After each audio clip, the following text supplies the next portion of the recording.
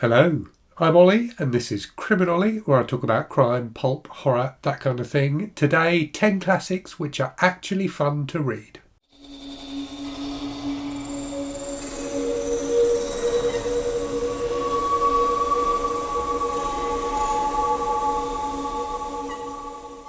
If this channel is about one thing, then hopefully that thing is reading for fun. It's about the pleasure of reading, the joy of reading, the wonder of just losing yourself in a really enjoyable book that just works for you as a reader. I think a lot of the kind of online discourse about books is about reading for betterment. It's about reading to, enrich your cultural life and things like that, to improve your knowledge. And those are, noble goals. Those are good reasons to read. But for me, reading has always, first and foremost, been about pleasure. It's been about entertainment and enjoying myself.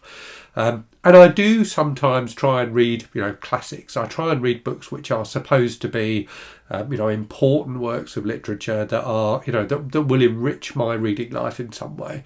And oftentimes those experiments with reading classics have ended in failure for me. I've tried reading War and Peace. I didn't get on with it at all. I've tried reading Dickens. I don't like him at all. There are a number of classic books that I've tried with and failed. But there are also a number of classic books that I've really, really enjoyed. So I thought I'd make a video today talking about those, talking about classic books which I think are fun to read. So I've got 10 of those for you today. The final two books on the list are two where fun may not be quite the right word to describe them, but they are books that are interesting and compelling and entertaining. And when I was looking at this list of 10, the thing that struck me about it is there are a lot of books on this list that, while they are classics, are also what you would call genre books. So they are, there are horror books on this list, as you would expect. There are crime books. There's a science fiction book. So they are books that play around with the genres that they inhabit, but which also have become recognised as classics over the years. So let me crack on then with my list. So the first book is a book that completely surprised me with how much I enjoyed it. I read this as a buddy read. I wasn't necessarily expecting to love it, but I did. I thought it was fantastic. And that book is Jane Eyre by Charlotte Bronte. So if I was to try and put this in a genre, it would be, romance. But it's also got elements of horror. It's got elements of mystery. It's just a really, really fun, entertaining read. And Jane as a central character is wonderful, really compelling. You really root for her, and she makes the book, the wonderful experience it is, I think. After that, then, we have what is basically a crime novel but has elements of horror, definitely, tons of mystery in it, tons of melodrama as well, and that is The Woman in White by Wilkie. So Collins is, recognised as one of the, the early pioneers of the mystery genre, was a contemporary and indeed friend and colleague of Charles Dickens, but I think his books are much more entertaining than Dickens. I've never got on with Dickens. I think Collins writes just entertaining popular fiction, and his books were, kind of marketed, I guess, at the time as being sensationalist. They are, they are trash. They are trashy in that they were, often, serialised, as Dickens' books were often serialised in magazines. So they were written to be compelling, to make the reader want to come back for more, to kind of play into things that were, being talked about in kind of public discourse at the time. I think he's just a really, really fun read. I've read 3 of his books and enjoyed all of them, but I think The Woman in White is my favourite. So about this young guy who encounters this mysterious woman in white and kind of becomes obsessed with her.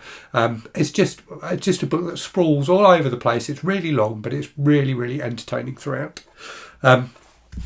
After that, then, one I have a physical copy of, and probably no surprise that this is on the list, that's Dracula by Bram Stoker. So similar to The Woman in White, it's a bit of a sprawling book. It's got all sorts of different things going on in here. There's even bits that feel kind of like a western in Dracula, but just a wonderful horror novel, really creepy at times, really inventive, and just, great characters, great plot. You can see why it's had such a lasting impact on the horror genre.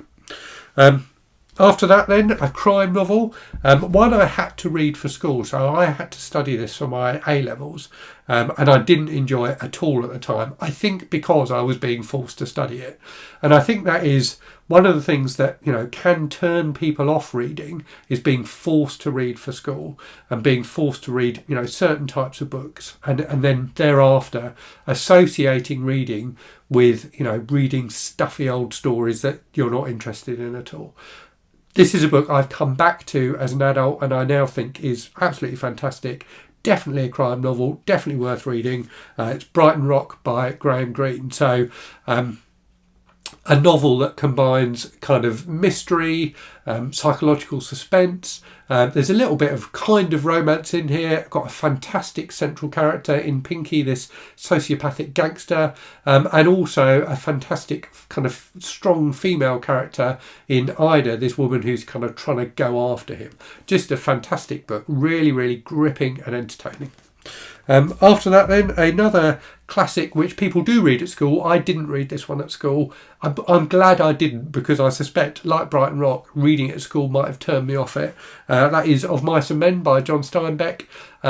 A book that's very accessible, partly because it's quite short, so it's a novella, but a wonderful kind of story of friendship. It has crime elements to it as well, and plays into a lot of the similar themes to Steinbek's longer book, The Grapes of Wrath, being kind of set in the Depression era. But that central friendship at the heart of the book is just so lovely to read and makes for a very, very entertaining read.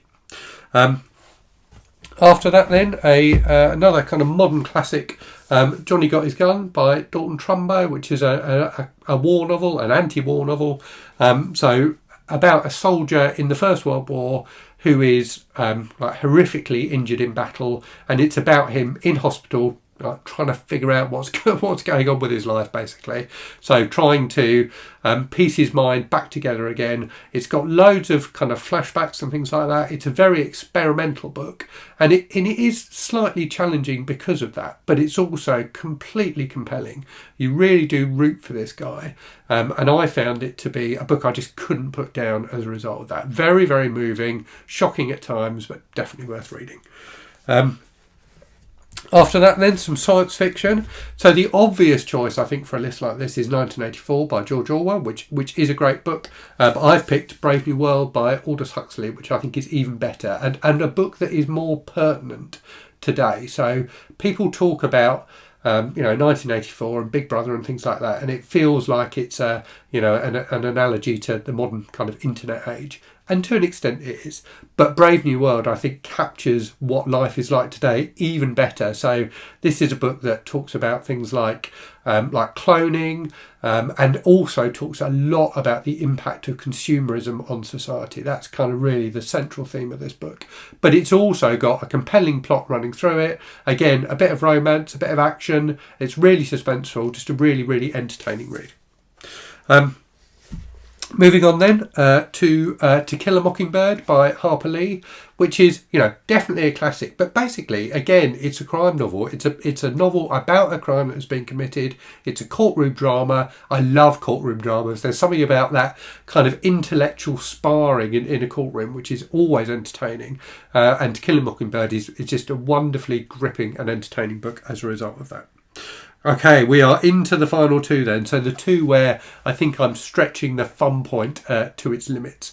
But two books that I think are really very, very readable and very compelling. So the first of those is Lolita by Vladimir Nabokov. So a very challenging book. The subject matter is very disturbing at times and I think quite well known. So a book about an abusive relationship between the narrator and a young girl. But it's such a fantastically well-written book. And the fact that English wasn't Nabokov's first language blows my mind, because this is just a beautifully, beautifully written book. But so compelling as well as you start to realise how fractured the mind of the narrator is, and the fact that he is so deceiving himself and trying to deceive the reader so much about what's going on. So a very, very difficult read, but a really compelling one. A book I couldn't put down because of that, the strength of that central narrative and that central character in particular. And then finally, a book which again I really didn't expect to enjoy, and I think this is the one that people are most likely to say in the comments, you cannot in any way describe this as a fun book, but I really, really enjoyed it. And that is Moby Dick by Herman Melville. So a long book, and a book that is absolutely packed with detail, and that detail is about the whaling industry. So it's got at its heart a really exciting kind of adventure type storyline about this guy going after this whale that's taken his leg.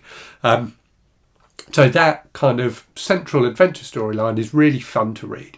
But Herman Melville packs around that all this detail around the whaling industry, the impact of whaling on, the people who have to go out on the boats, and the importance of whaling to, kind of society, to the upper classes and things like that. So it's a book that's fascinating because it opens up a world to you that you don't know anything about. Whaling is not something that is widely talked about anymore for very obvious reasons, but it's a book that shows how capitalism works, how capitalism can be used to exploit nature and exploit people in society in order to make money, and that I think makes it a really, really interesting book. So a book where you've got huge amounts of detail about something that you won't know anything about. I certainly didn't know anything about going into it, so that makes it really, really interesting, or did for me anyway.